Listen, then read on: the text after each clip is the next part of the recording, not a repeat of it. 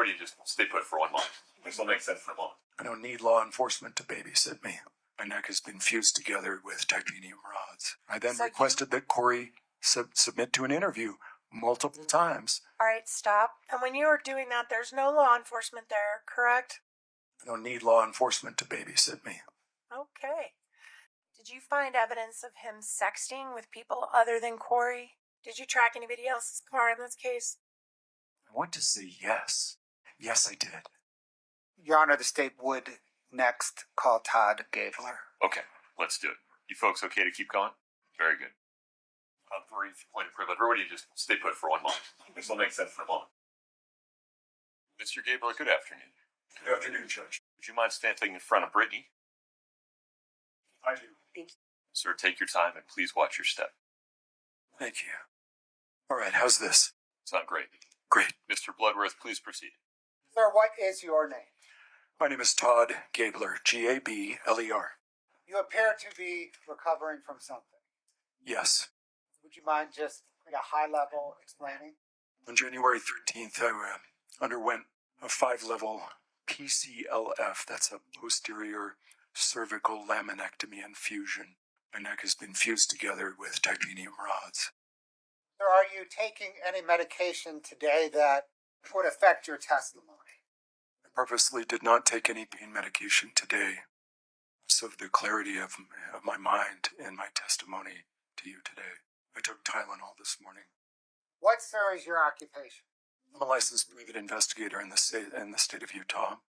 How long have you been a private investigator? 34 years. What, sir, is your investigative experience that is relevant to this case? Well, over the course of 34 years, I have worked on approximately 100 homicide cases. I have been active in the trials of perhaps a dozen or maybe more homicide cases over the course of my career. I have extensive experience in a specialty in digital forensics, which allows me to examine digital devices, phones, computers, other things of a digital nature to uncover information that may have been deleted, destroyed, or altered. I can't really think of anything else that is sort of a 30,000-foot view of what would be important to the jurors in this case regarding my experience. Well, sir, of those 100 or so homicide cases, how many have you worked for the defense? All of them. I have always sat on that side of the room, standing in between the state and a defendant. And you mentioned, sir, that you testified about 12 times. Have you ever testified for the state? Never. Did there come a time shortly after Eric Richins' death when the estate of Eric Richins hired you as an investigator? Yes. Do you recall about when? I was first contacted by Crystal Bowman Carter, an attorney. I believe that would have been early to mid-March of 2022. She asked that I contact her client, Katie Richins-Benson, regarding the death of her brother, Eric. She gave me a broad sketch of what she knew about what had occurred regarding Eric's death, and it was a very short conversation, very professional, very to the point. And then it was a few more weeks before I first spoke with Katie and Clint, that's Katie Richins-Benson and Clint Benson, at their home in Summit County, and that was April the 1st, 2022. And was that engagement to investigate the death of Eric Richins? Well, that was part of the investigation. I was under the impression that I had been hired at the instance of the filing of a lawsuit by the defendant, in this case, against Katie for the trust money and the control over the trust that Eric Richins had created. And to be clear, the lawsuit involved Katie Richins as trustee. Correct. And when you're interacting with Katie Richins, it is in her capacity as trustee. Correct. Or personal representative of Eric Richins' estate. Correct. What, if anything, sir, did you inform at that meeting with Clint and Katie? What, if anything, did you inform them of how you conduct investigations. Right.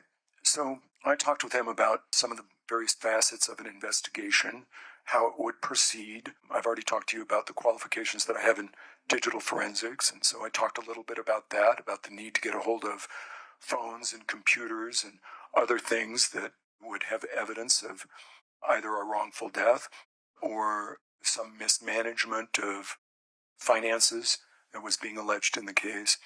So for all my clients, it's basically the same speech. You're hiring me to find the truth. The truth is sometimes very difficult for us to accept. I've often said that the truth is half what you most fear that it is, and half what you most desire it to be. And you cannot separate those two from the truth.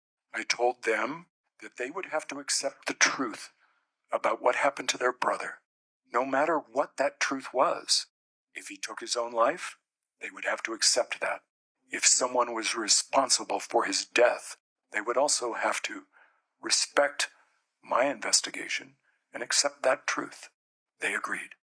Sir, from that point forward, did you conduct an independent investigation? I did. Sir, who paid for that investigation?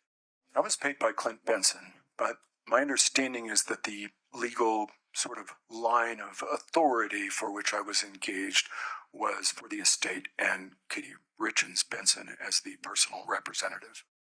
Did you bill them at your customary rate? I did. I continued to bill them at the rate that was established at the time of my engagement, even though my hourly rate increased during the course of my investigation. They enjoyed a lower rate essentially because of the time that they engaged me.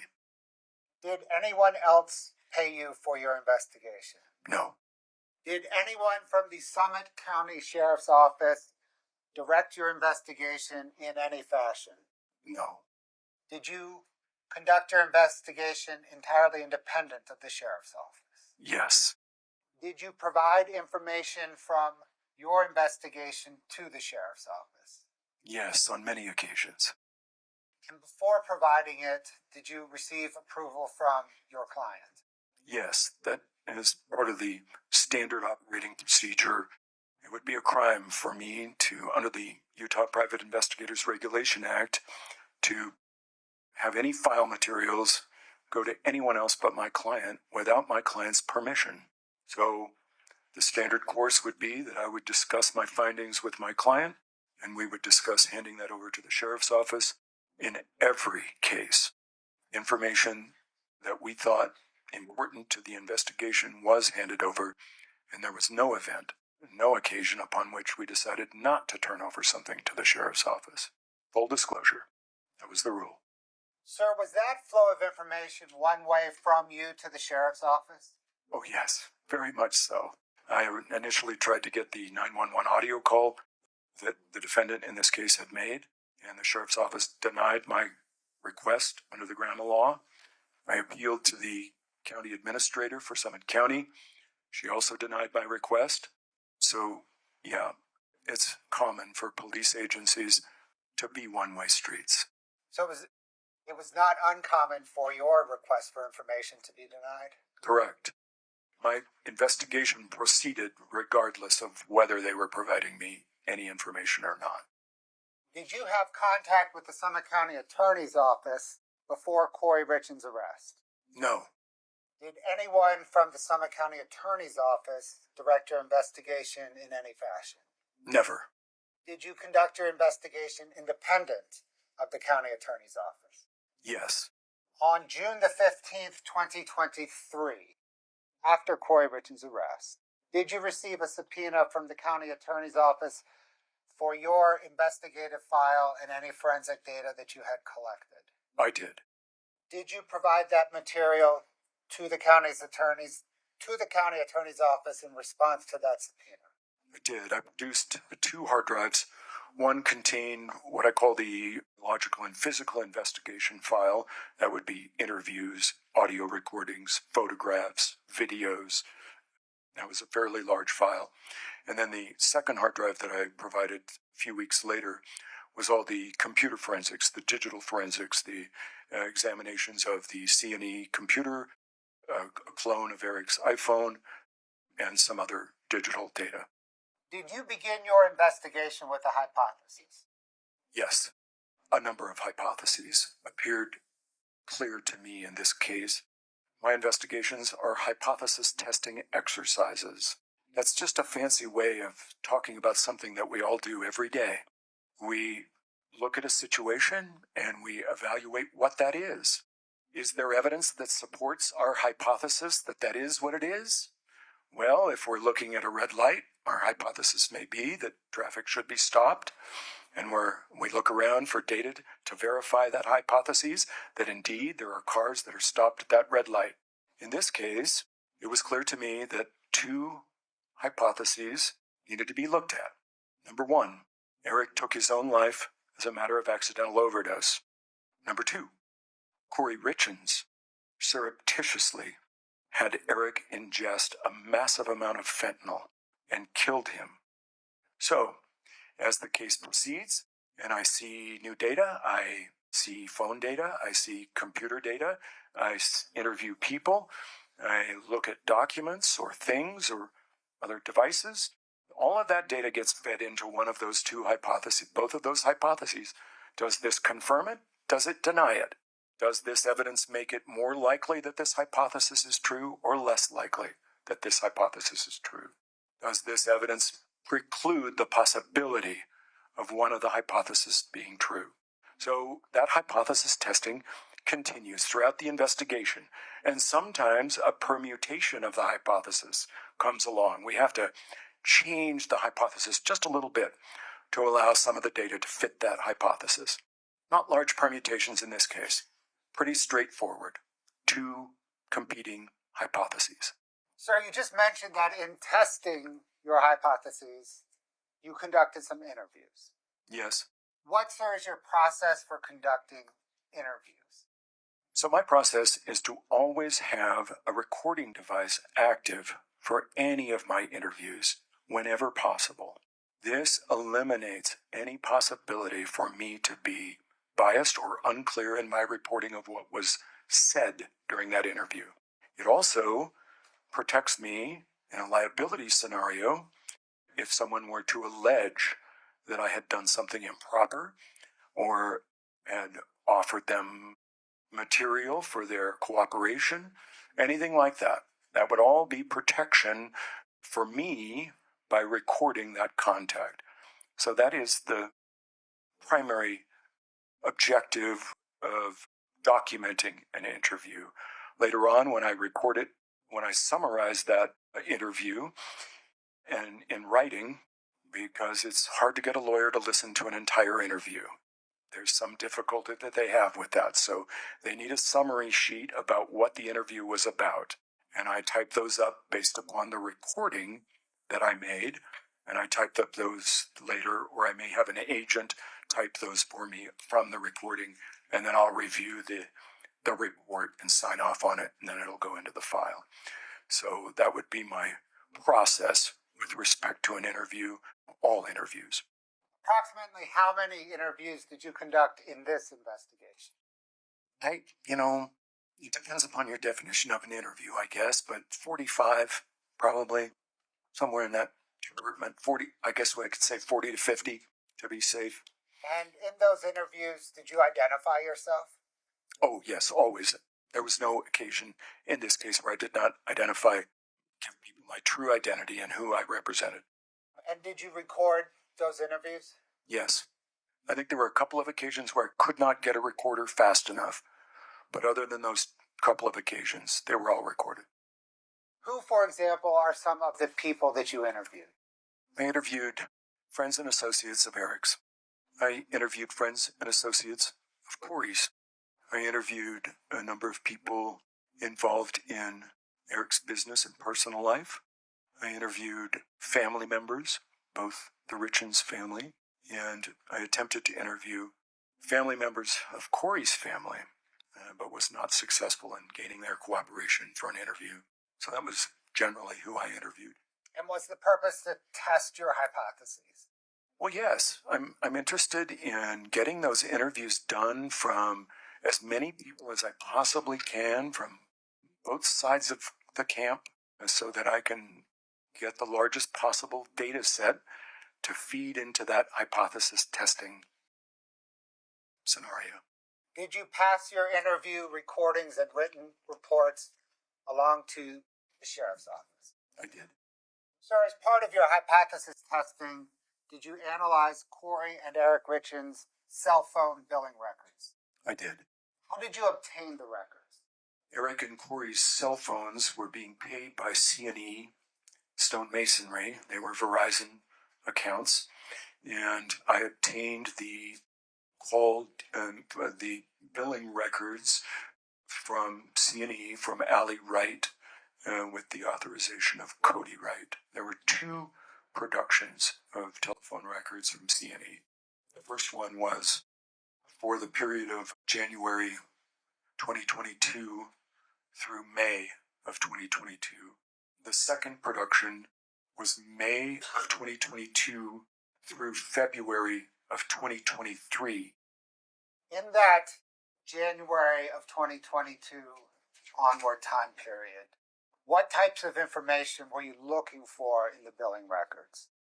So, because the billing records don't really offer content, that is to say, you don't get to see text messages or what the text message was, you do get to see the numbers that were connected to the Kouri.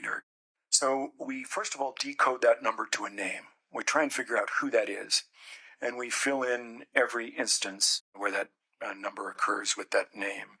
And then we begin to count the total number of contacts with that phone number. So, for example, we would see the highest number of contacts for Kouri's phone to her mother. Not an unusual circumstance that someone would be close to their mother, and that would be the highest number of contacts on your phone. So that was the procedure that I was initially interested in, was the weight. We call that the weight. So what is the weight of that person on the other end of the line? Kouri's mom was a high weight because there was a high number of contacts. And so I'm interested in how many times you contact that person. Occasionally, I'm interested in what time of day you typically contact that person and the type of contact, whether that contact is by text message only or by voice and text. That changes the character of the person on the other end of the line. Sir, did you pass your analysis of contact weight along to the sheriff's office? I did. Was there any particular contact weight that caught your attention? Yes. What contact did that involve? It involved the contact with Carmen Lauber. And I noted immediately that there were many hundreds of text messages between the two from the initial data set. That was January of 22 through May of 22. There was a very heavy weight. I don't recall if she was the second or third weight, but it was very close. The only 2 people that I recall that were ahead of Carmen on that weight was Kouri's mom and Eric. So that was the one that stood out to me. There were others that I investigated, but that one was of particular interest to me. And to be clear, that involved the weight of contacts between Kouri Richins and Carmen Lauber. That is correct. Did that contact weight cause you to investigate Carmen Lauber? It did. What did you determine? Well, it was immediately apparent to me that Carmen had a very extensive criminal record involving drug use and potentially drug sales.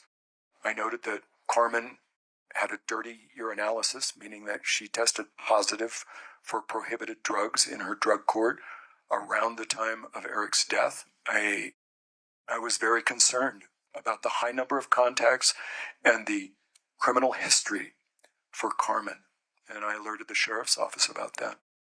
As part of your investigation, did you search the Richins' home? Yes. When did you first search it? I believe it was May the 8th of 2023. That was the day that it was released by the sheriff's office.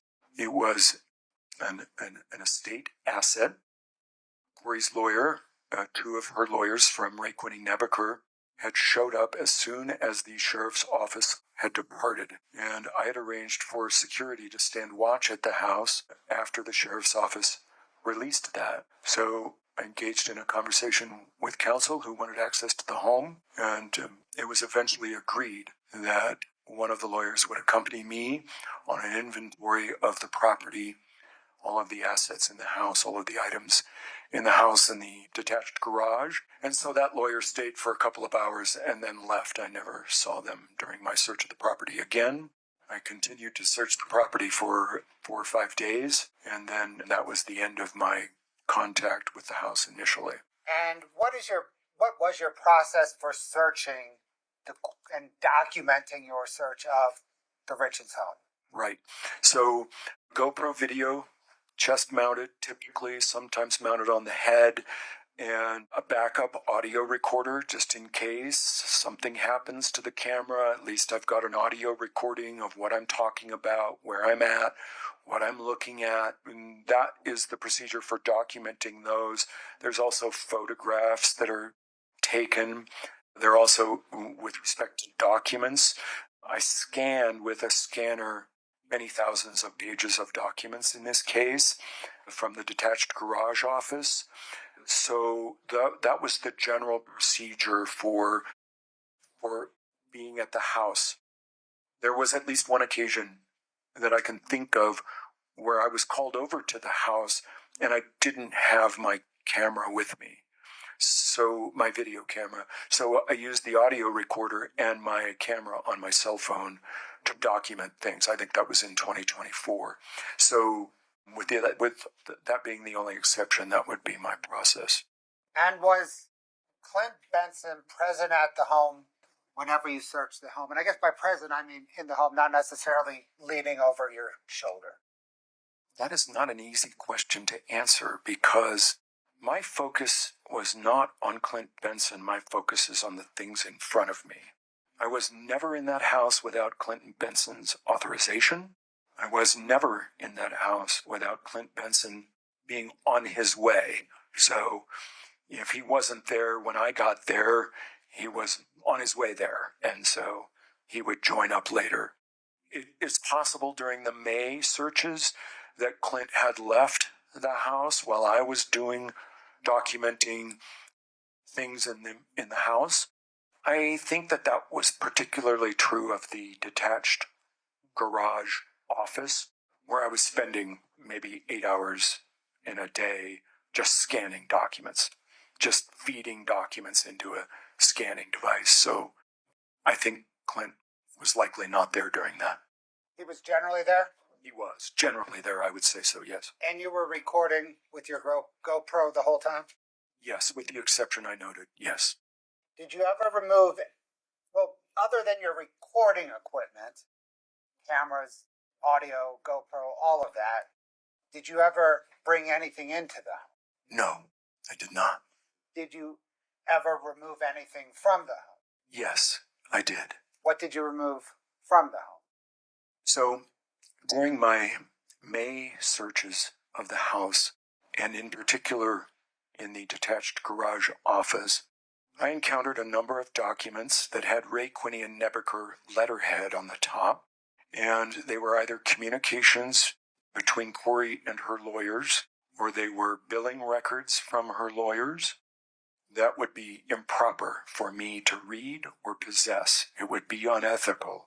I placed these documents into a manila envelope, and as I encountered more of them, I would simply grab a hold of them and put them into the manila envelope.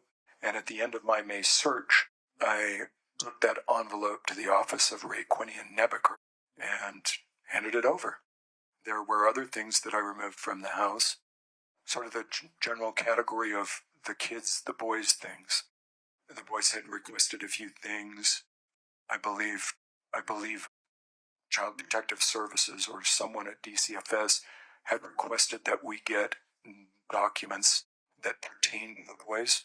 And I believe there were some other documents that I removed that were personal documents that were now the property of Katie Richins-Benson. These documents involved vital records, birth records for Eric, other vital documents that, we would generally safe keep for ourselves, and I turned those over to my client. I'm trying to think if anything else was removed. Any item that I considered to be evidence was removed by the sheriff's office, not me. So, if you came upon something that you considered to be evidence, how did you handle it with the sheriff's office? I don't think there was a standard approach. I only recall a few occasions. I think the first couple of occasions I may have contacted the sheriff's office directly, either Lieutenant Hemingway or I can't recall any others. And then on one occasion I contacted Travis, the investigator with your office, and then subsequently spoke to the sheriff's office about removing an item. And is it your understanding that the sheriff's office would then get a warrant and come to the house to seize whatever item you thought might have evidentiary value? Yes, I was there for one of those occasions. Thank you, sir. I don't have any further questions. Thank you. Are we going to take a break? You tell me. Would you like a break? Could we have It's just up a to the few minutes? jury. No problem. You know what? Let's let you stretch the legs. We'll take a restroom break. The witness asks for a break. We provide a break. All right. Mr. Gabler, watch your step there. There you go. Mr. Gabler, may I ask you a question? Yes, sir. Would you like the opportunity to use the restroom? Yes, sir. Okay. I'm sure you know this, but Yes. you cannot speak to anyone during Yes. the break. All right. Is 10 minutes enough time, sir? 5 is plenty. All right, we'll say 10. We'll be off the record until 3:40. Thank you.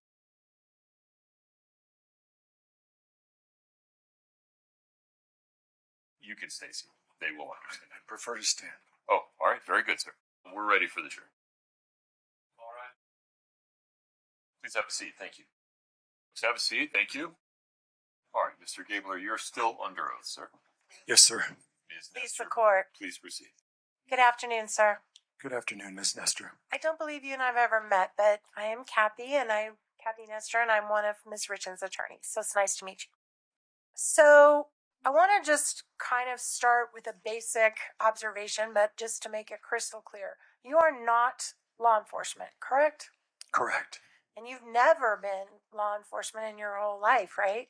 Correct. Okay. And the rules and ethics and expected practices of private investigators are significantly different, would you agree with me, than those that apply to licensed law enforcement?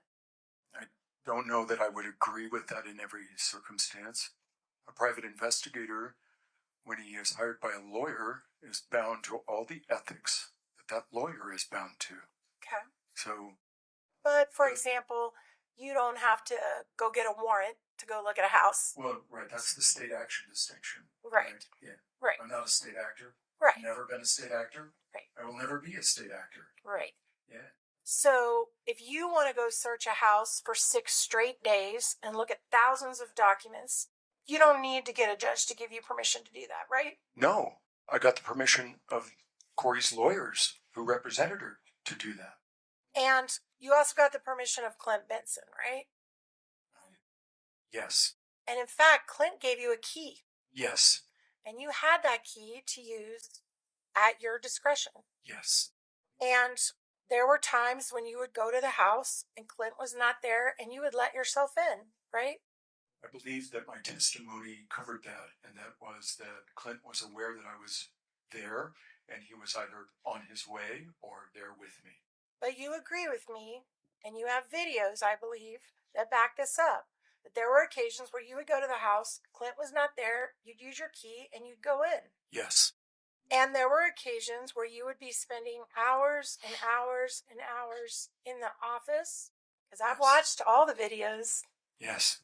and you would be there alone without Clint anywhere around you. Yeah, I don't need supervision, counselor. Perfect. I was conducting an investigation, independent investigation, and he had given me the key, trusted me with that, and I was authorized to enter the premises at will. Right. So if he got on the stand and said you were never doing anything outside his eye, that would be false. Well, from his perspective, he had knowledge of my presence there, as I have testified every time I was there. Fair. So from his perspective, it may look different. Do you agree with me, sir, that there's a phone in that office going through things? I think that I've already testified to that. Okay. Now, you were not permitted access to the house until after Kouri had been arrested, right? No, that's not correct. You got in the house before she was arrested? No, that is not correct. Okay, help me out. The house was released by the Summit County Sheriffs on the 8th. Okay. That's what gave us, that was the trigger, not Kouri's arrest.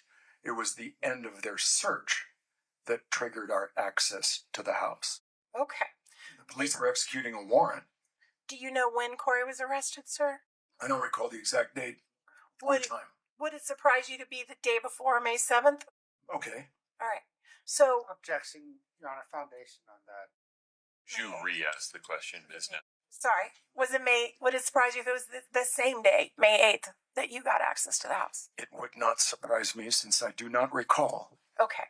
And during the time after Eric's death, but before Kouri's arrest on May 8th, did you ever go inside the house for that entire year? I'm sorry, could you ask that again? Sure. During the time between when Eric Richins died on March the 4th, Yep. in the early morning hours Yep. of 2022, Yep. and May 8th of 2023, were you ever inside the house at any point in between those times? No, never. Perfect.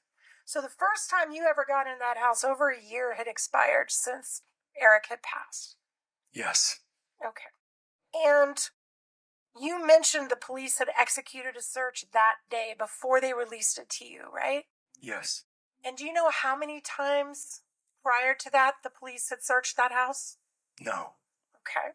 And then you've also testified here, I think very honestly, that on repeated occasions you notified the police, hey, there's something you missed. You might want to go back to the house and find it again.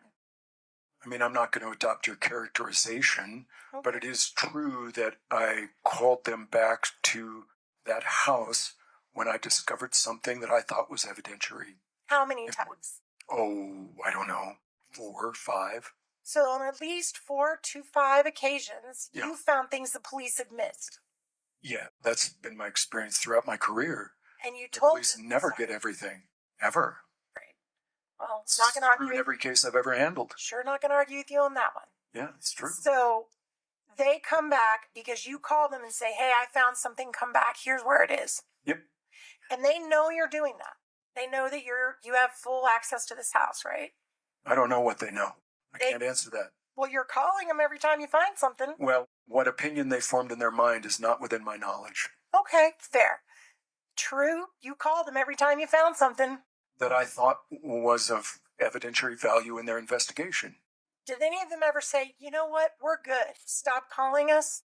No, I don't recall that at all. So then the converse of that is they encourage you to keep doing that. Well, no, that is not the converse of your hypothetical, and I do not agree with your assessment. Okay? Did you feel like you were helping them?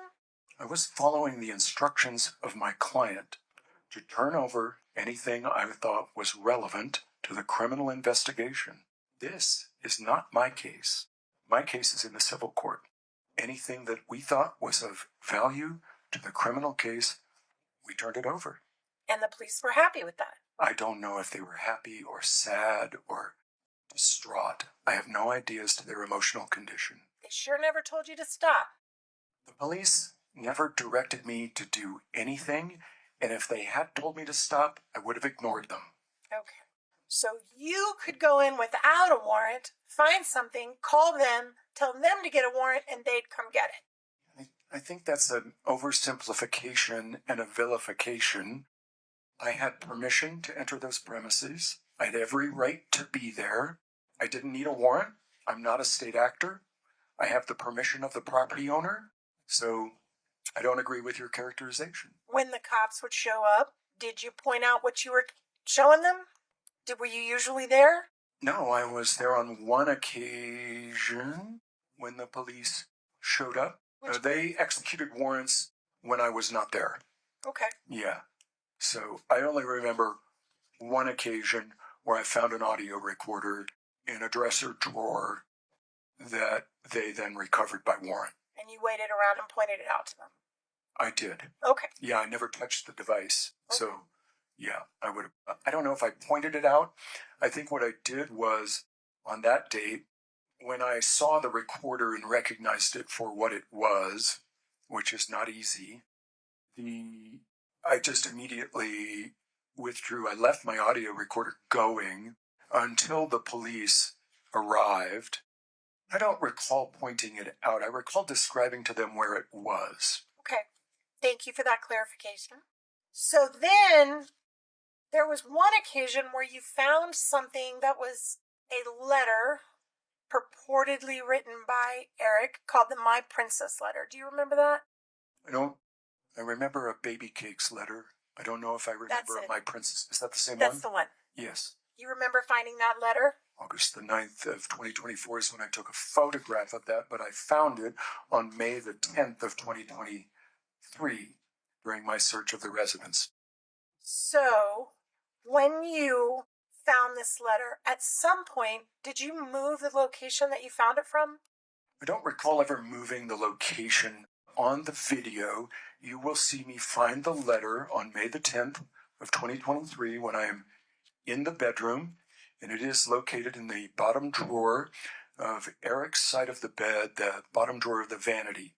And I looked at it. I didn't think it was relevant. I put it back down in the drawer.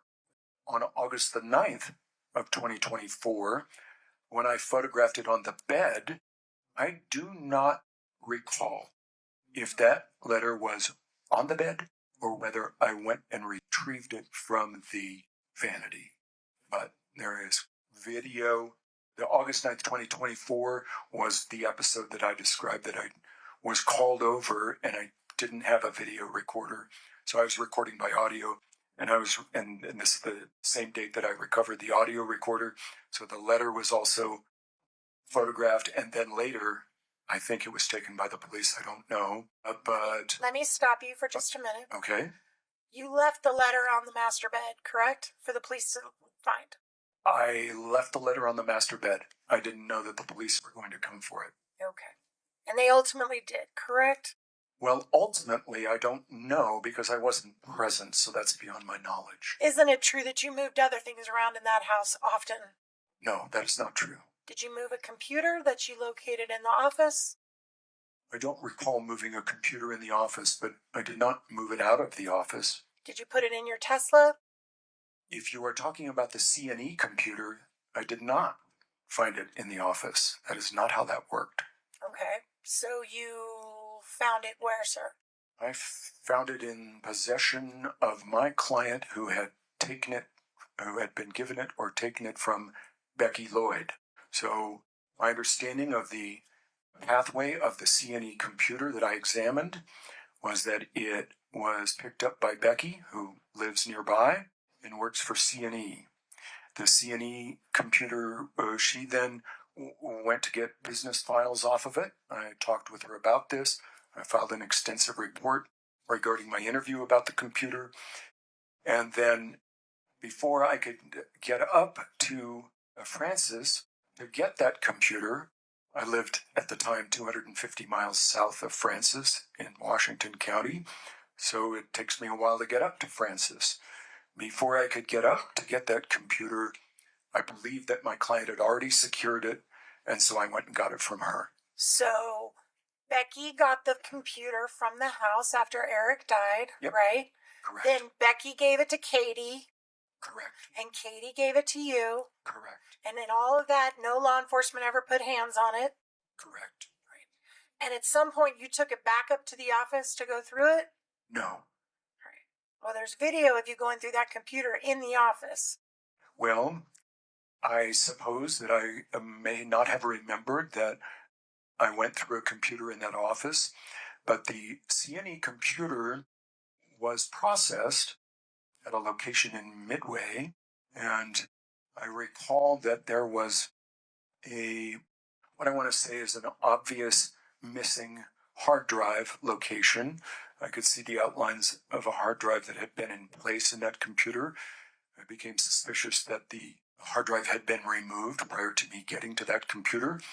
I later sourced that missing hard drive to an upgrade that was performed by a computer company at the request of C&E.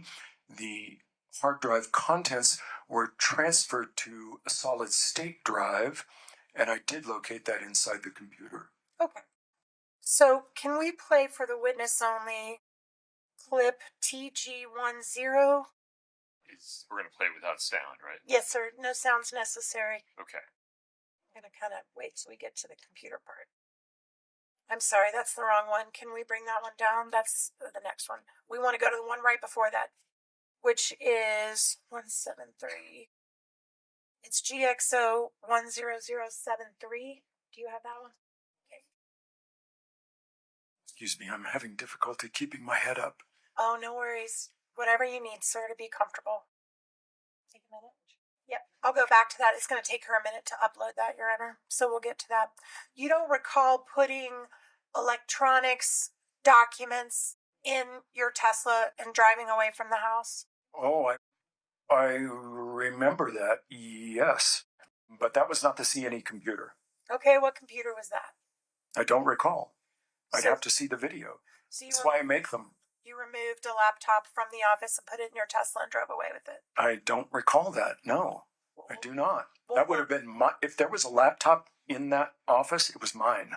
Okay, well, we're going to pull it up in just a minute. I'll help refresh your memory. Yeah. Also, you mentioned earlier that you didn't take, other than the vital records and the attorney-client privileged records, that you didn't take anything else out of the home. That's not entirely true. You also took a safe out of the house? Yeah, I described that by report, but that house, that safe was returned. Okay, so you went into the house with your own key, correct? Yes. You went into the family, I believe is in the master closet, is that right? Where was it? Yes. You picked it up, took it out of the house, and put it in your Tesla. Yes, I believe I did that at the request of Clint Benson. Okay. Okay. And then you drove it to a locksmith. I did. And you busted into the safe. I did not bust into the safe. Well, he did. He bumped. He used a technique called bumping. It's the movement of the door and the frame of the safe that allows it to come open. Okay, but you didn't have a combination. I didn't. I don't know if that was a combination. I thought there was a key to that one. It was forced open with a hammer, right? I think it was a rubber mallet, and it was dropped onto the ground. I think that's what eventually got it opened, was that it was dropped onto a flat surface. And when you were doing that, there's no law enforcement there, correct? I don't need law enforcement to babysit me. Okay. And you open it up, and there's clips from guns in there, right? I would have to go back to my report to recall exactly what was in there. But you handled it with your bare hands, no gloves. I did. All right. And, I'm sorry. And you also found an unusual residue in the safe. Do you recall that? That you touched with your fingers? I don't recall that. All right. We'll play that in a second. Fantastic. I do think we found the video of the laptop, so can we queue up for the witness only 10073? Yeah, that's my laptop. I am scanning into my laptop the documents that I am going through at the office. That is my laptop. The black one? Yes. Okay. So you're scanning all the documents you're finding in the office and then loading them into your laptop? Yes. Okay. All right. And again, Clint Benson was not present when you were doing any of this? Yes, that is my testimony on direct. Okay. Now let's go to the one of the safe. Can you pull up the clip 100055? Hold on just a moment. 1055. See if you can find that one. Sorry. I think it might be under the impeachment documents. Nope. Okay. All right, we'll get the safe one up to refresh your memory about that residue. You don't remember touching some residue and filming it and asking the safe breaker if that was unusual to find residue on a safe? I don't recall that. I would have to refer back to the video that I made of that for just this purpose. Okay. No worries. So my understanding is you were at the house. There were some times before you got access to the house while Ms. Richins was still living there that you would sit outside her house and observe the house while she was in it. Is that fair? It is not fair. That is false. You never did that? I never sat outside her house and watched her. False. Not on March 9th of 2023. Correct. Not on April 12th of 2023. Correct. But you did put trackers on their cars, is that right? I did. And that's a secret device that you put on someone's car so you can follow where they're going without their knowledge? So GPS tracking devices are generally covert, and there's good reason for that. I put GPS devices on Kouri's vehicle and two of Lisa's vehicles, one of which was being used by Kouri's brother, Ronnie. So her mother's cars and her car. That is correct. And how long did you track these individuals? I think there were different times for different vehicles. I don't recall the exact amount of time, but that'll be in the file that you have. And did you turn over your reports on every single place they went for months to law enforcement? Yes. And you know that law enforcement is required to have a warrant to do that. Well, they have to get a warrant, and I have to go through a different procedure that's prescribed by Utah law to appropriately place those devices. Did you track anybody else's car in this case? I want to say yes. Yes, I did. Who else? There were some vehicles that I suspected that Carmen Lauber may be utilizing, but I discovered that, in fact, the vehicle that was parked at her house overnight on many occasions was being driven by someone else. So you never gave that report to law enforcement? I believe I did. You gave the Carmen Lauber tracking report to law enforcement? Yes, it wouldn't be named Carmen Lauber, though. What would it be named? I want to say there were a number of people that were associated with her residence. That's all right. If it's There was someone... Nick Bonsavage. There was another young man who were frequenting that residence, and I believe the vehicle that I tracked from that residence was seen there overnight on multiple occasions. I really don't remember, because the point of that was to track Carmen Lauber. And when I discovered that it wasn't Carmen driving the car, I removed the device. Okay. Law enforcement was also providing you, I believe you said that Mr. Bloodworth asked you if you got information from law enforcement, and you said no. Is that right? No, that is not right. Okay, please correct me. Well, I would have discussions with law enforcement. I could garner an understanding. I could read between the lines, if you want. In fact, you went to meetings with law enforcement about this case, didn't you? Oh, yes. How many times did you have meetings with them? I don't recall. I don't count them. Okay. The number is not relevant to me. Well, do you appreciate it might be relevant to me? Can you try to remember? Half a dozen. Okay. Can you pull up TG11 for the witness only? Can you make it bigger? All right, sir, do you recognize that? Can you see it? Can see it. Do you recognize it? I do. Right, and is that an email that you sent to Detective Woody on July 13th of 2022? I'm going to have difficulty talking about this exhibit, because if it becomes an exhibit, it contains a confidential client communication. But I did send it to Detective Woody. Okay. Mr. Gabler will require you to testify regarding any claim. With respect, I'm not sure you have standing to make any objections, and he seems fully attuned to the issue. Ms. Nestor, I'm not sure where we're headed, so just take it one question at a time. I shall. Thank you, Your Honor. Is it fair to say that this is an example of you suggesting to Detective Woody that now would be a really good time for law enforcement to interview Carmen Lauber? Yes. And why would that be, sir? She's on the ropes in drug court, is what it says. Right. She was on the ropes. And in fact, what you argued was she would be very likely to be compliant at this point with law enforcement. Is that your words? Yes. Also in here, you accuse Kouri of lying about the name of her house cleaner? Yes. And the lie that you said Kouri told was that her house cleaner was her cute cleaner, Norma? Yes. In fact, didn't you, sir, finally confirm that Norma Garcia was her house cleaner? I did later confirm that, yes. So when you sent this to police and said Kouri was lying, you were wrong. I was wrong. Okay. But prior to Norma... Mr. You're- You need to pause for the next question, sir. Thank you. Very good. Did law enforcement give you access to I'm going to try to use the right word, to folders where you could access their information on like a subfolder where you had a link to their folder? No. Did you provide them with links to your folder? Yes.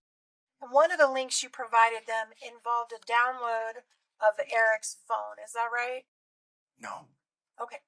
Did it involve the decoded call logs that you talked about earlier where you figured out everybody's number and name? I'm confused. You're talking about two separate things. You were just talking about Eric's phone. You said no, right? I had an identical copy of Eric's phone that I created from the backup on his Apple iCloud. I may have turned that over to them, but they already had Eric's phone. I didn't need to give them what I had done, which was to trick the Apple server into repopulating a blank iPhone so that I could then forensically examine that iPhone and come up with contacts from Eric's phone. So I may have given them that information that I created from a clone of Eric's phone. So you had in your possession a clone or an exact copy of Eric Richins' phone? It would not be an exact copy. Only the items that were unencrypted or decryptable from the Apple backup would be on the cloned phone. For example, encrypted data would not be present for biometrics, for his Apple Watch. If he was wearing a biometric watch, well, that is all encrypted. That would not come back to a new cloned phone.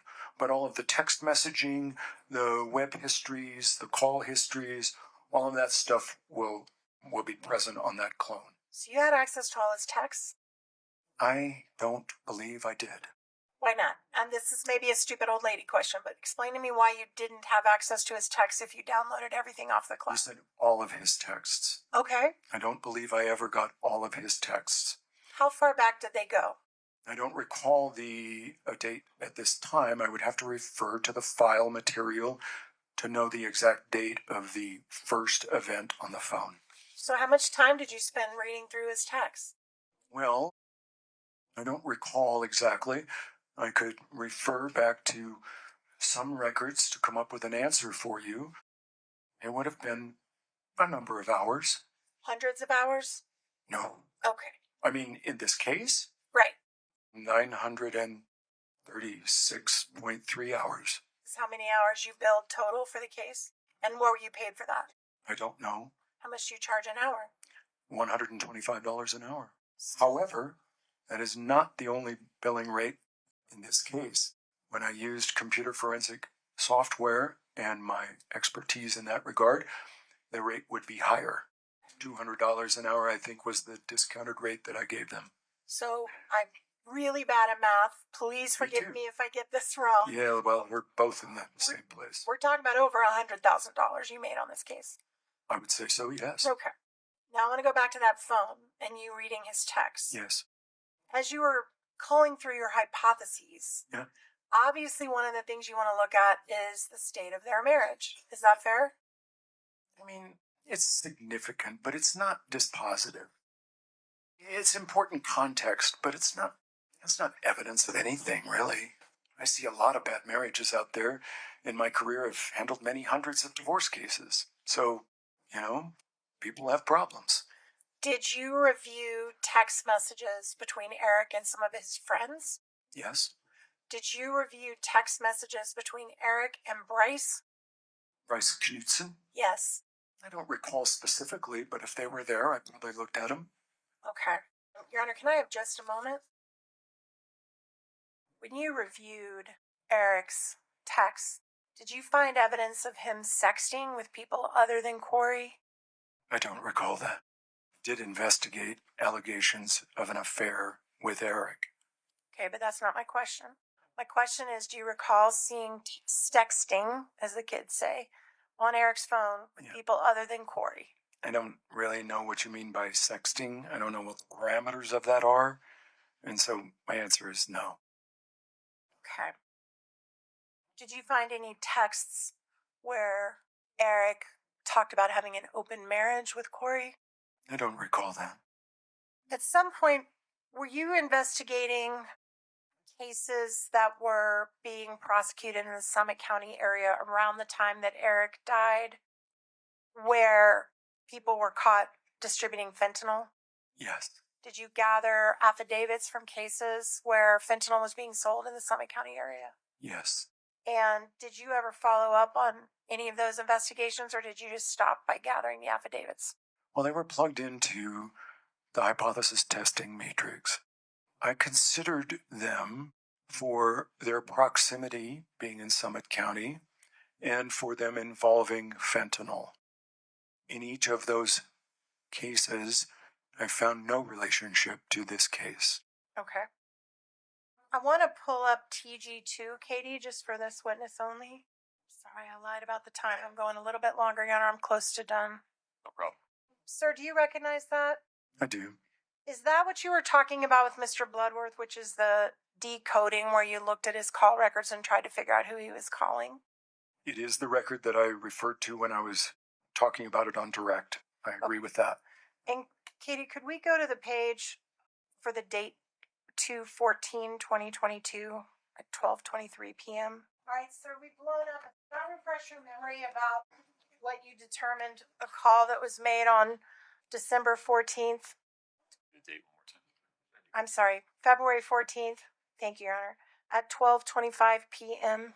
Well, this is not a record that I created, but I recognize the format, and it appears to be that Eric Richins' phone had an incoming call at 12:25.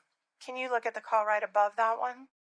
This is an outgoing call from Eric Richins' phone on March the 9th of 2022. I'm sorry, February the 14th of 2022 at 12:23, 2 minutes before the first record that we talked about, and that is to a different number, 801-473-5058.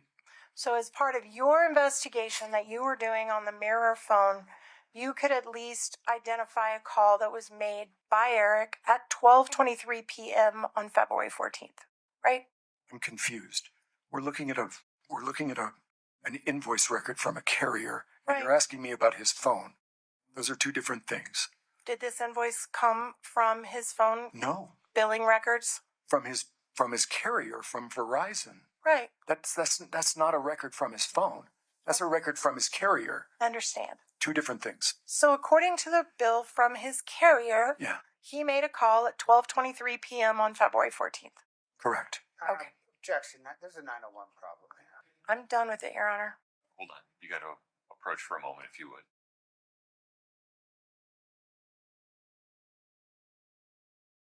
Did you ever make any calls or any trips to Mexico as part of your investigation in this case? No, You mentioned you interviewed 45 to 50 people, somewhere around there, 40 to 50. yeah, it's an approximate number. I have no method of calculating that number. It's approximate, based upon my memory. Did you ever interview Kouri? I did. I spoke to Kouri. She called me on January the 19th of 2023. All right.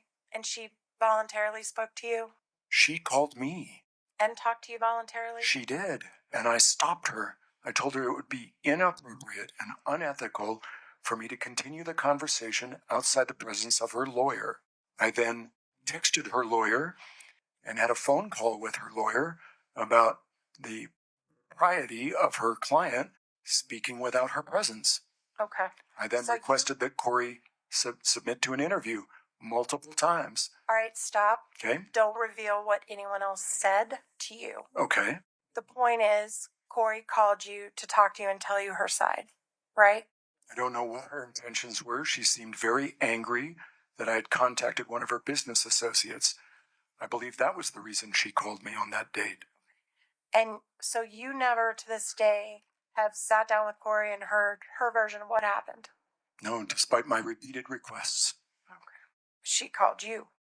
And I was bound by the ethics not to talk to her outside the presence of her lawyer. She was a litigant. She sued my client. Okay. And ultimately, as you were working with the trust, did you become aware that the trust filed a wrongful death suit against Kouri? I am. And are you aware they're seeking over $10 million in damages against Kouri Richins? I didn't know that. It's irrelevant to me. Okay. I asked you whether you recalled seeing any texts with Eric about him and Kouri having an open relationship, and you said you could not recall. Is that right? Correct. Can you put that up on the screen, Katie? Do you recall looking at that text? I do. You've seen this one? I believe I have. It's a joke. It's a joke? It is. It appears to me to be a joke. Did you see the text around this text? I did. So you have reviewed the text between Eric and Bryce? I don't know. I don't know that this is a text from Bryce. I have no idea. This does not identify Bryce. So Doesn't now that identify now anybody. now that you have your memory refreshed, do you remember seeing this text between Eric and another individual saying that Kouri and I are starting an open relationship tonight? Right? It says, Kouri and I are starting an open relationship tonight, so I told her I'm taking you home. Right. Yeah. Okay. And you left that out of your report. No, this would be part of my report. Did you see sexting between Bryce and Eric when you looked at their texts? I don't recall that, no. And is this sexting? I don't know what you mean. No, I'm not talking about this one. I'm talking Okay. about other ones. All right. I don't recall talking about many hundreds of thousands of messages in this case. I can't recall them all. Can I show you this other text right here to see if this refreshes your memory?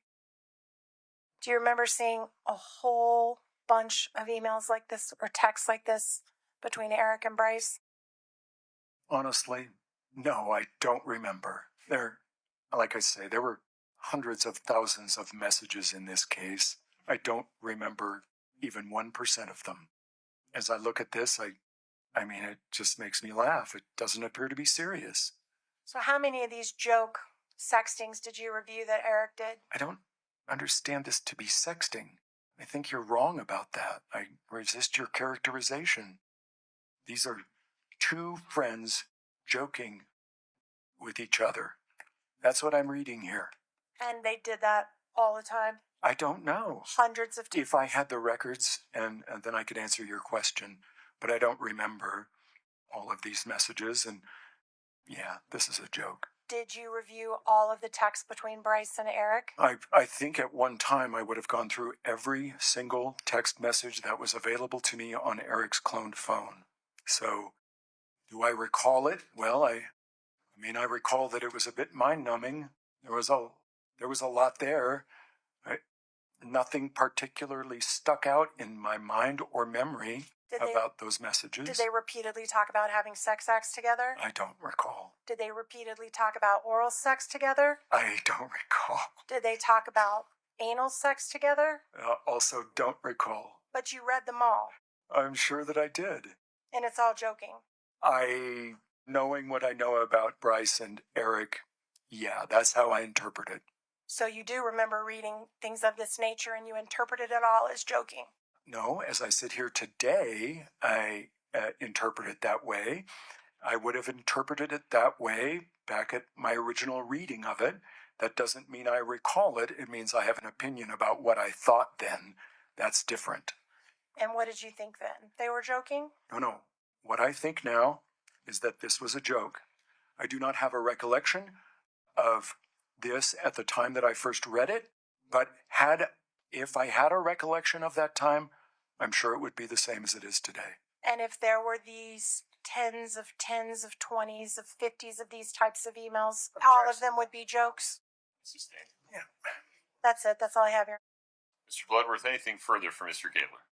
Yes, Your Honor, thank you. The text, they're a bunch of to-dos locker room talk from August of 2018. That was my read of it, yes. There wasn't any serious read that Eric Richins and Bryce Knutson were engaged in some homosexual affair. Zero. In all of the text messages you reviewed, did you see any evidence of Eric using illicit street drugs? No, I looked and I could not find. You mentioned legal requirements for a licensed private investigator to place the GPS tracker on a car.